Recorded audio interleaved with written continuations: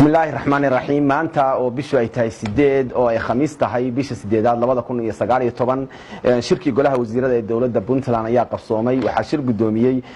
madaxweynaha dawladda Puntland mudane Saciid Cabdullaahi Dani iyadoo uu goobjoog ahaa madaxweyne ku-xigeenka dawladda Puntland mudane Axmed Cilmi Cismaan Karaash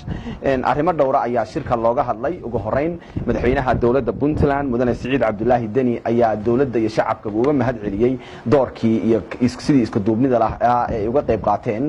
toddobaadka Puntland iyo xuska 1 August sanad guuradii 12aad ee ka soo wareegatay markii la aasaasay Puntland madaxweynuhu waxa uu shacabka uu sheegay iyo dawladduba inay muujiyeen isku duubni waxaana uu dhammaan cid kasta oo door ku lahayd iyo gudiyadii shaqeeyay uga mahad celiyay kaalintii muhiimka ahayd taariikhiga ahayd ay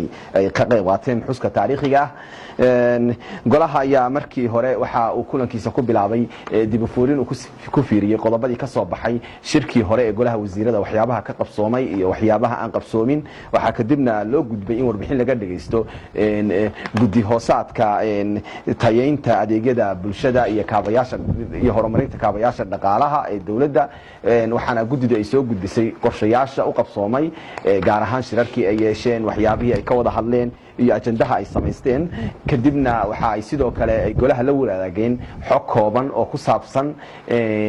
caqabadaha qorshayaasha iyo tala soo jeedinta wasaaradaha gudidaasi ay ku midaysan yihiin intaasi kadib golaha wasiirada ee dawladda Puntland waxa la hor keenay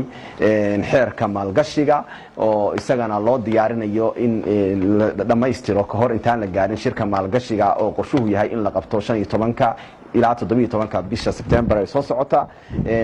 waxaana la isla gartay in xeerkaasi oo dhameystiran dib golaha loogu soo celiyo kulamada dambe lagana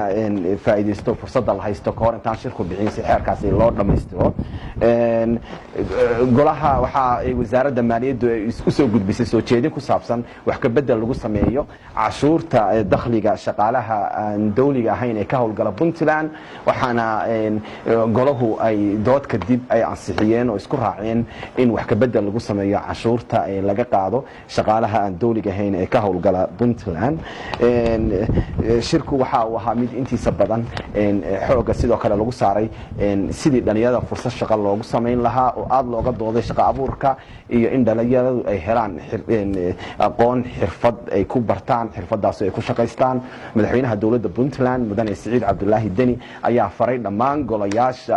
in kala duwan ee dawladdu in ay door muhiim ah ay ka qaataan sidii wasaaradda shaqada iyo shaqaalaha loogala shaqeyn lahaa in dhalinyarada kor loo qaado shaqo abuur ay dhalinyaradu helaan taasi oo qayb ka qaadanaysa in dhalinyaradu ay horumar fiican ay nolosha ka gaaraan aad iyo aad u mahadsantiin